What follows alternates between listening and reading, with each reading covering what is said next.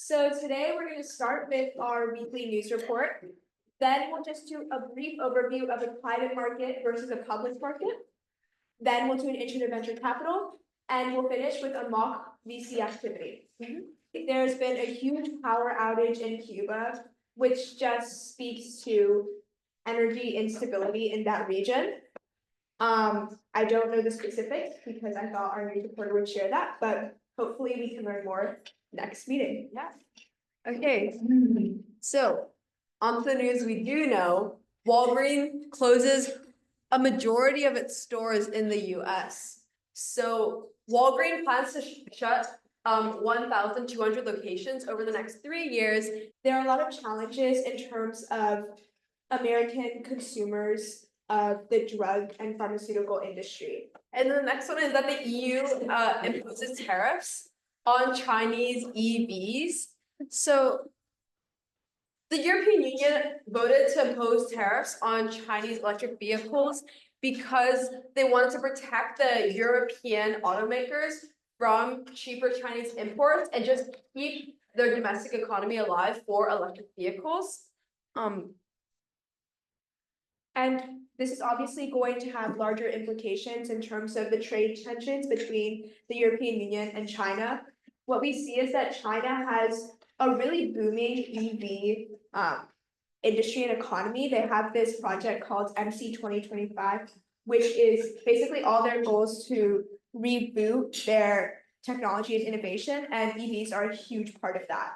So we'll see some ethnic tensions between the EU, China, and the US as well in terms of who's going to win this EV race. Now we're going to move into a private markets brief.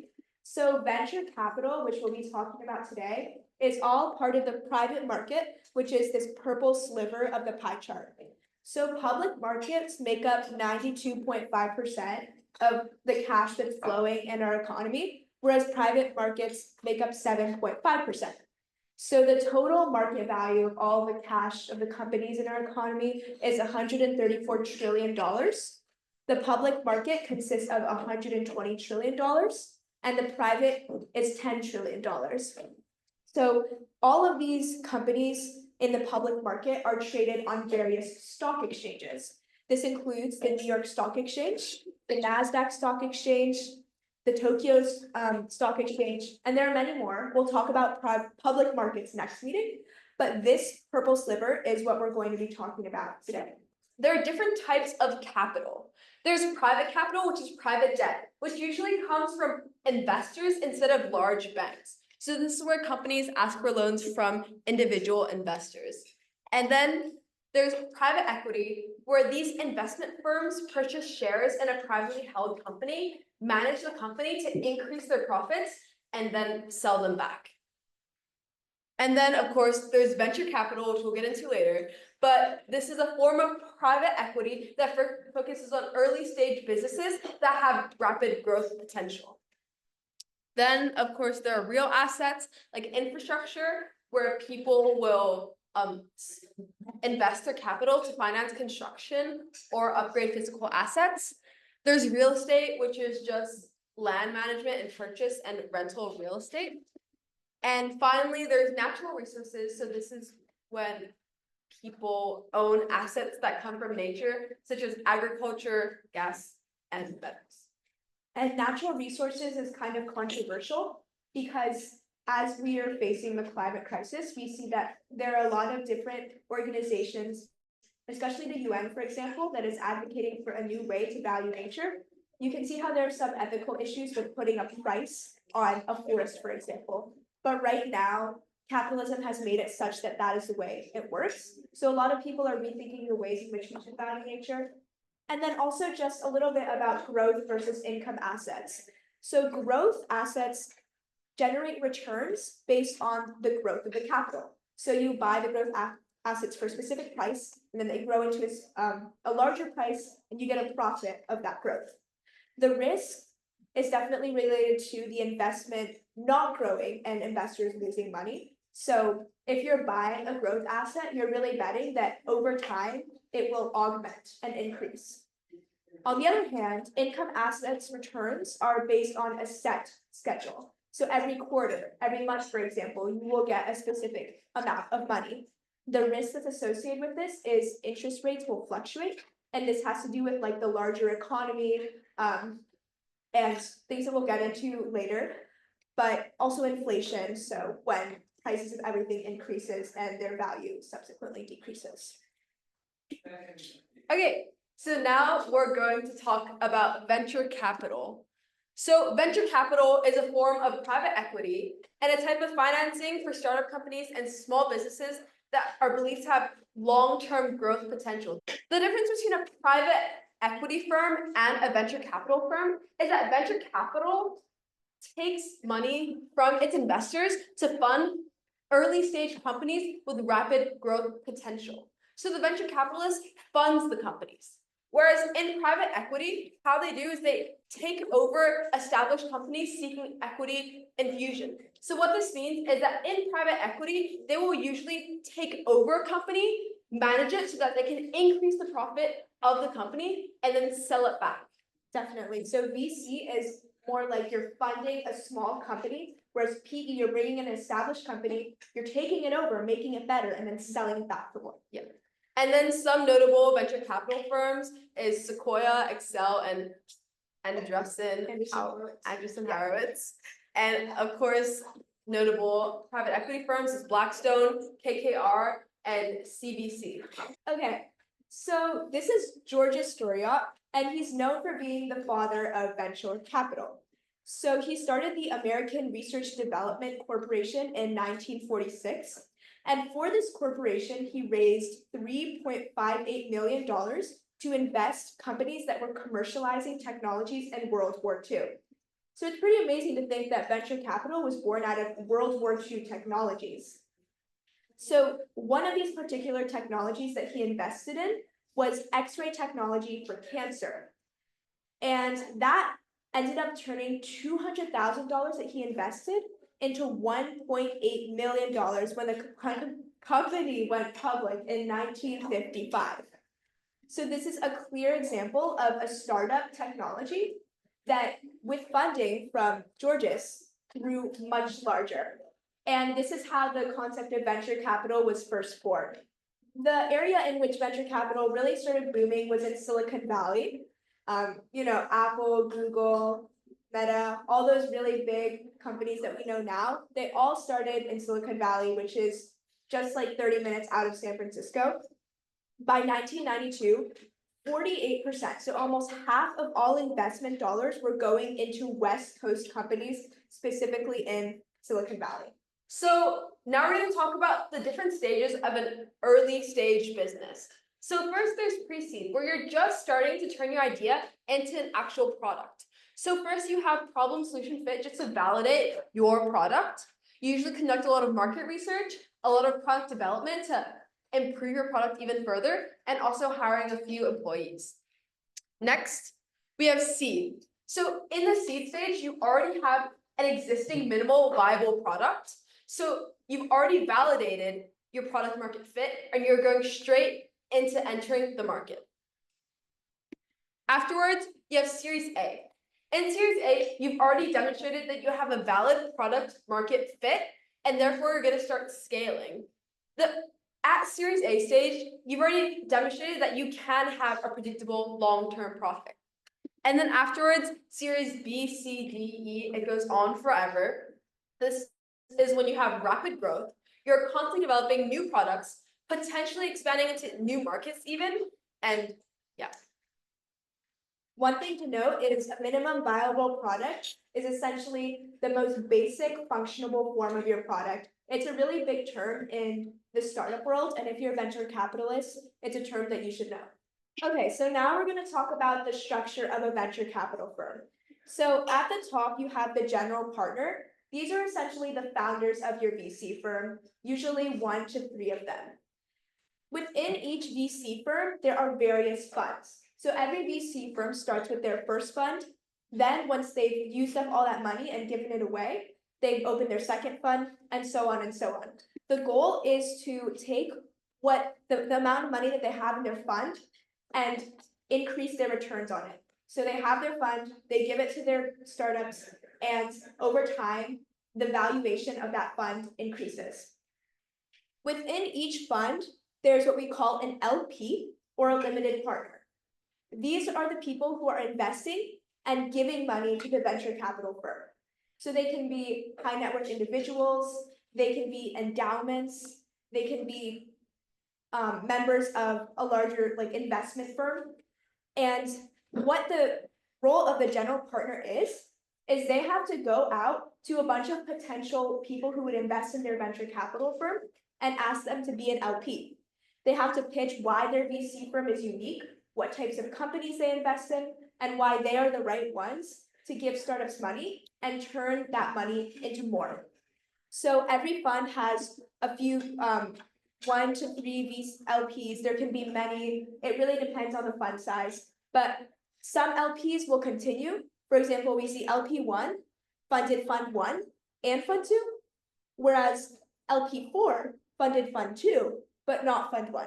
So some LPs stay, some leave, and some new ones can come in as well. And then within each fund, there are multiple startup investments that the general partners make. So it's the role of the GPs to figure out, okay, how big is my fund? How many startups do I want to give my fund to?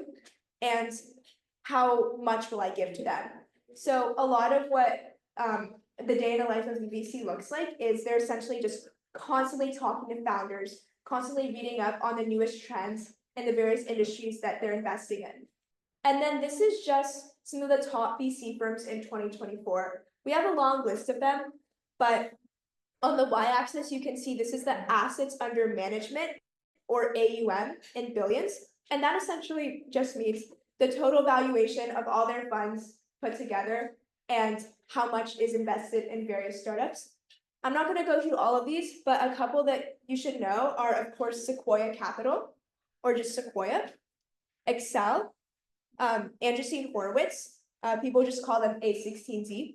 Okay, so now we're going to go into key performance indicators that venture capitalists use to evaluate different companies. So the first one is return on investment, which is basically just the ratio of the net profit that the company gets from an investment to the initial cost.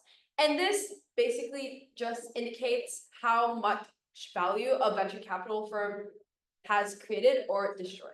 Okay, then we have the internal rate of return, or the IRR. So this is an annualized rate, and it essentially measures the return that a VC earns on investment over a given period of time. And it compares the performance across various different investments, funds, and peers. It's pretty similar to ROI, but it's more specialized. And then there's multiple on invested capital, MOIC. So this is the ratio of the total value of an investment to the amount of capital invested. So what this indicates is that a venture capital multiplied its profit by investing in a particular company. And then the other performance indicators are net present value, which is NPV. So this is the difference between the personal value of future cash flows from an investment and the present value of the initial investment. So the net value the venture capital has subtracted by investing in a company. Essentially, all of these KPIs are just used to show, is your VC creating more value or is it losing money? So portfolio valuation is very simple. It's just the estimation of the current value of your VC portfolio investments. And it's just important for VCs to be able to track their performance, report to their stakeholders, so their LPs, and raise new funds. It's essentially your track record. If you want to have a second, a third, or fourth fund, you need to be able to have a strong portfolio evaluation for your first one. And then lastly, this is portfolio diversification. So we talked about diversifying your portfolio last meeting. So this is basically when the venture capital firms invest in a variety of different companies, sector, stages, geographies, and models to reduce their risk and the volatility of their entire portfolio. So this is essential for venture capitalists to mitigate the impact of failures and capture potential of outliers and optimize their risk. So what the performance portfolio diversification does is just show that the venture capital firms are being smart and strategic in how many different companies they invest in. Okay, now we'll just do a couple examples of VC firms that have invested in startups. The first one is Sequoia, which invested in Stripe. Stripe was essentially an innovative way for startups to receive online payments. A lot of launchpad startups use Stripe for their online payments. So it's basically used across the startup world. So since 2011, Sequoia has invested a total of $517 million in Stripe. One thing to keep in mind is a VC firm can invest in you once, and then it can come back to another round and invest in you again. For example, it could invest like $5 million in you for a pre-seed round, and then you grow in value, you're doing really well, so it comes back your Series C round and it gives you $30 million. In its letter to LPs, the firm noted that Stripe's most recent 409A valuation, 409A valuation is a way to appraise a startup and also enable the startup to compensate its employees with stock rather than just salary. And the 409A valuation was $70 billion, and Sequoia's entire position is valued at $9.8 billion. So that's really big to think that Sequoia gave Stripe $517 million and turned that into $9.8 billion. And as a whole, Sequoia has distributed $10 billion to its investors in 2023. And then our second example is A16Z, invest in Databricks. So we mentioned Series A stage and an early stage business earlier, which is basically where you receive most of your funding from venture capitalists. So A16Z was one of the first investors in Databricks in 2013, and they led the company's Series A rounds, and which raised a total of $14 million.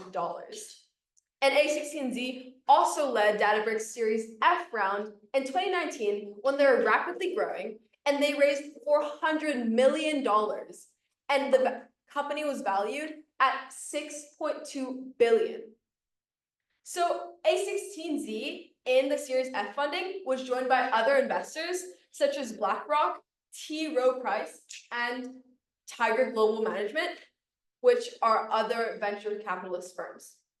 And as of 2021, the company was valued at $38 billion and was used by more than 9,000 companies, including AT&T and Toyota. So this just demonstrates the significance of being one of the initial investors in an early stage business and investing in their long-term growth. And then finally, we'll talk a bit about the key trends in the VC firm. So there are 5 that we've identified.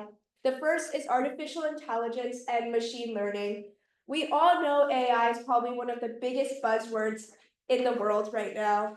I hear people talk about it all the time, but one really big aspect of AI is enterprise AI, which basically revolves around streamlining and automating all of the tools that businesses and companies use in the workplace. So for example, implementing virtual assistants that can send emails for you, having an AI algorithm that will help schedule all of your meetings for you, all of those sorts of things. So that's a big thing. Also, defense and military investment. So AI and machine learning that will improve the security of specific military technologies is really big, especially given all the things that are going on in the Middle East right now. And the second one is financial tech. So this is, as we mentioned before, Stripe and other other startups. Yeah, it's pretty self-explanatory.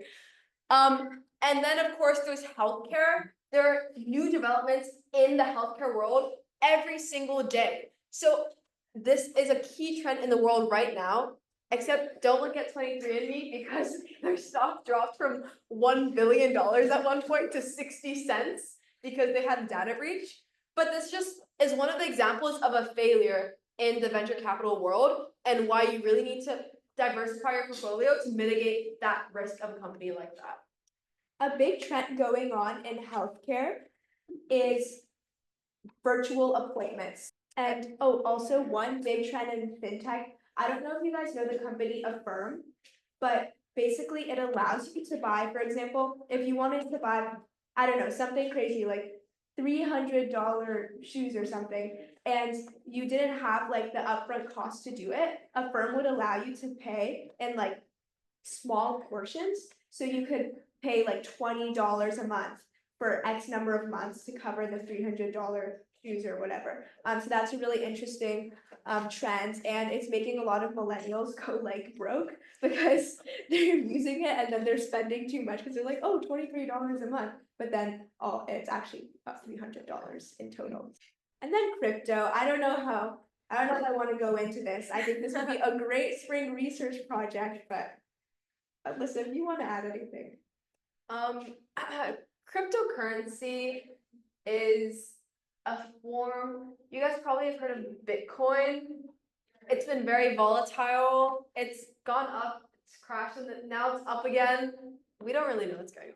Yeah, I would stay away, honestly, unless you really know what you're doing. But who does, honestly? And then, of course, there's climate tech, because as sustainability and climate change becomes a really pressing issue in our world, people are on the run to invest into more climate tech companies to prevent our carbon footprint from being irreversible. And if you're really talking about VC firms that see a long-term return, that'll probably be in climate tech, because a lot of our current renewable energy technologies, for example, are high in their current price, but once we invest in them and we commercialize them and we build what we call economies of scale, then the prices will drop, and a lot of climate-focused VC firms will see huge returns. So it's a really emerging space that I'm excited about. Okay, so now we have an activity. So the activity for today is building your own investment portfolio. So we're gonna have you answer 3 to 4 main questions. You are a general partner at a venture capital firm. So part 1 is we want you to figure out what specific industries will you invest in and what investment stage will you be working on. And usually VC firms focus on 1 to 2 investment stages. So as you recall, we have pre-seed, seed, Series A, and then Series B, C, D, and so on. So it's your job to decide that. And then what you can do is you can look through any company on the web that you would like to look at. But I would say if you go to Sequoia or Excel's website, they have portfolio companies for every single stage of the VC process. So you can look through that and just point out some specific companies that you think will grow and that align with the industries you're going to invest in.